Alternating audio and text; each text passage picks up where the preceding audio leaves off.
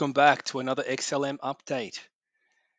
So in this video, we're just going to recap on the bigger picture and I'm going to drill down into the finer detail just so you can understand what I'm seeing on the chart right now. So large degree looks like a B completed. A B completed like many other cryptos during that time, including Bitcoin, right? Now the Bitcoin chart, obviously it took a bit longer to top, created a different sort of topping pattern. However, it's the same thing, right? It's a B wave. They all follow Bitcoin, except I believe Ethereum. I haven't made that video yet, but that's coming soon. It's just I'm just trying to fathom why it's so different in terms of Bitcoin, even though they kind of follow a similar trajectory. And I have a feeling it's to do with the DeFi, the whole DeFi space, and basically all those projects that are basically behind Ethereum, or sorry, that has all the projects that were spawned from Ethereum. And look, this is not the only coin to be producing a really slow wave C, right? I understand frustration, impatience. We all want the greatest transfer of wealth. Yeah, bring it on.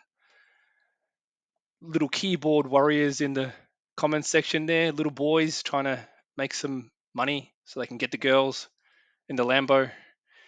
Yeah, look, I'm here to try and save you from yourself because clearly you can't do it. You can't do it. I'm sorry. You don't understand what you're doing. And yeah, no, it's not a BS strategy. I get into a lot of nice trades, right? And lately I'm getting even better. So you might want to check out a couple of my videos that are non-XLM based. And you know what? I told you already, don't fall in love with a crypto. Don't fall in love with a trade. Because when you start talking greatest transfer of wealth, either you've been watching too many videos on YouTube or, you know, confirming your biases, or basically you're just in love with the crypto. Okay, just admit it. You're in love with XLM. XLM's pretty cool. It's got a good backstory, but it's not the only project out there that's going to, you know, create some massive gains over time. Okay, there's nothing special about it. So let's just look at one single tiny little piece of information that we have right here. Okay, remember that spike up that happened, which I've labeled wave E of wave 4, right? Look where it ended. Just take a good look at where that spike actually couldn't go above. It was this important level here called resistance, right? It didn't touch the price action of wave 1. Now, is that by accident?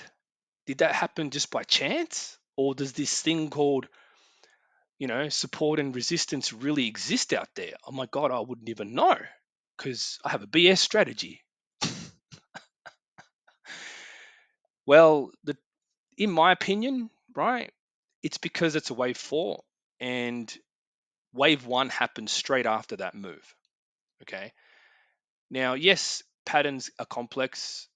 So therefore, now I'm looking at a lot of cryptos, trying to pick out the opportunities as they arise for a trade. Because as I've mentioned many times, we're not in a bull market and it's not the beginning of one. Just because you see a little candle up makes you all excited, it doesn't mean shit. Okay, it's just a little candle up and the greatest transfer of wealth is freaking going to happen tomorrow.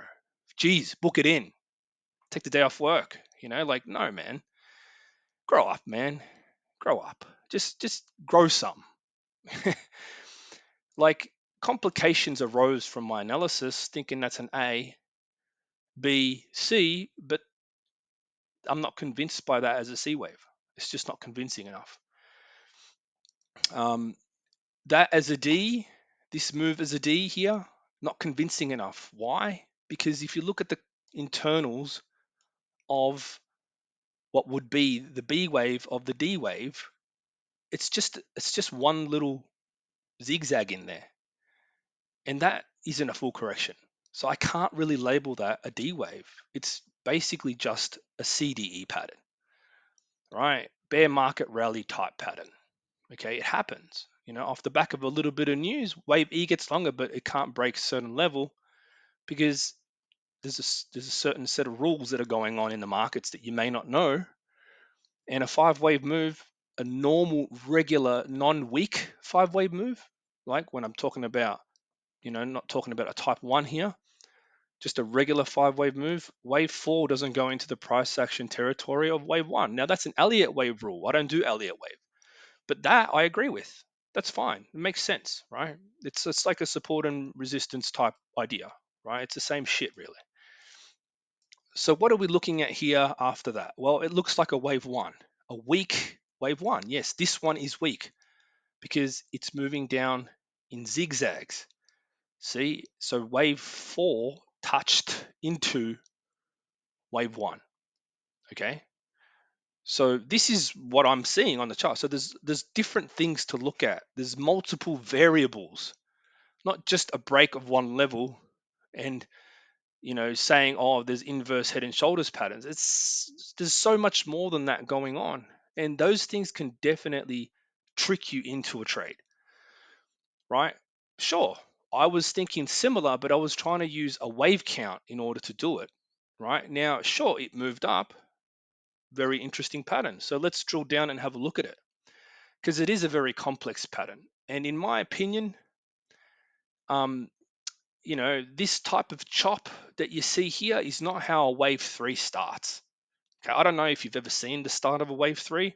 In fact, if you check out my VRA idea down below, I'll link it, that we got into a couple of days ago. This is how a wave 3 starts, right? It starts off pretty sharp and it doesn't take long to get 20%, right? This whole move, since this supposed end of a correction here, made 36%, right? And it's still in the same area for 143 days. Wow. The greatest transfer of wealth is taking its time. This is no surprise, right? To me, it's not a surprise. This is not how wave 3 starts, right? So aside from, this going any higher now, why would it be a wave 3 anyway when the previous there's nothing to indicate that, as the previous correction never occurred, right? Wave 1 happened, so you want to count this as a wave 2, huh? Because then you're thinking this is a wave 1 and this is a wave 2. You see, that's bullshit. I never fall for that shit anymore. That's rookie shit, right? It's rookie mistakes. Too many 1-2s don't work. Oh, here's a 1-2, 1-2, 1-2, 1-2 pattern. Yeah, I'm going to be rich tomorrow. But yeah, it's taken how long to get to where we even are now? 1,000 days plus, 2,000 days since that time. Yeah, of course you're getting impatient. Of course. Who wouldn't get impatient after 2,000 days? Of course. I mean, it's understandable, right? So this would be a wave 1 of wave 5 that started going down. Now, it looks weak, and it's because the whole move has taken its time. It's taken ages, right? So one little pop up here, get excited. That's great. But what is it that you're trading? Probably a wave E, right? We had a wave A, which looks ridiculous, right? It took a while for me to even fathom what that could be. So I looked at everything either side positionally and just sort of did my best here. This down here looks like a B wave. It looks like a 3-wave move. So original thought on the E wave idea didn't take into consideration that, let me go to the 1 hour,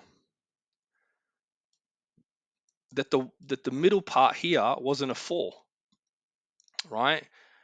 Because if you look closely inside the internals, this sharp bounce masked a zigzag, and then you had a B, a C, a D, E, right? Sometimes that happens, right?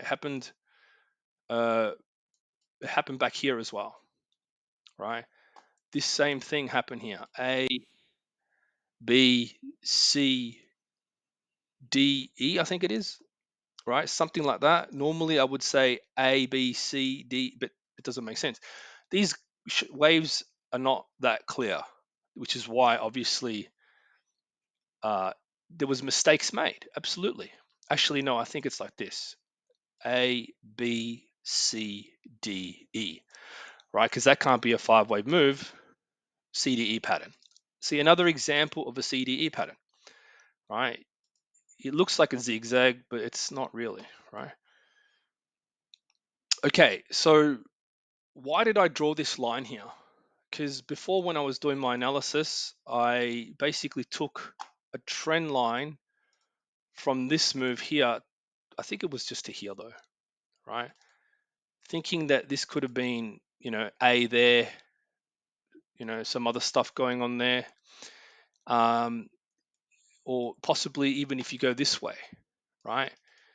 People generally tend to look at zigzag patterns in general. Like a lot of people don't look at the waves; they just look at zigzags because they're the most common pattern in the market.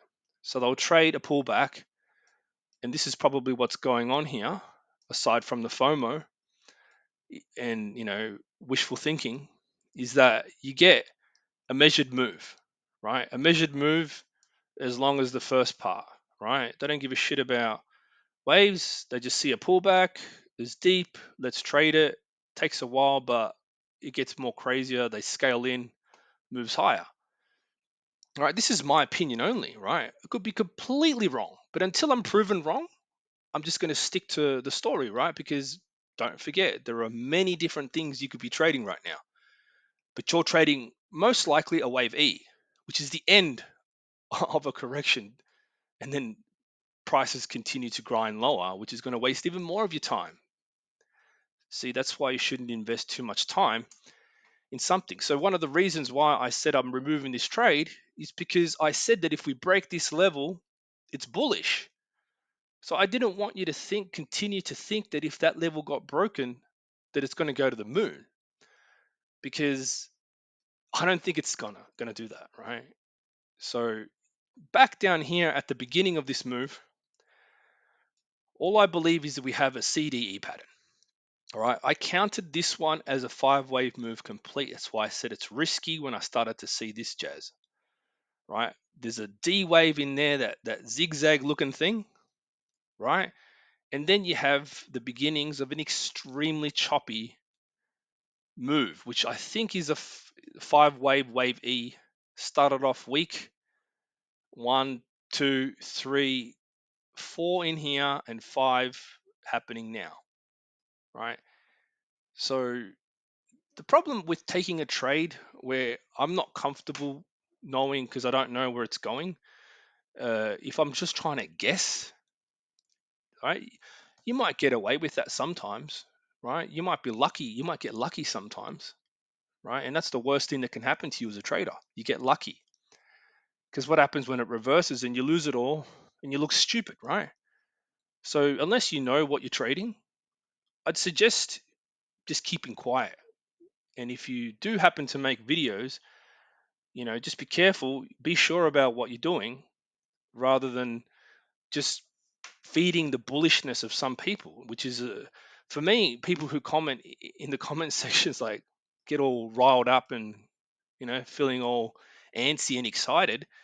To me, that's just another indicator you can use. So check my comment section every now and then. If someone's gone a bit loony with their comments, that's a sign of a top.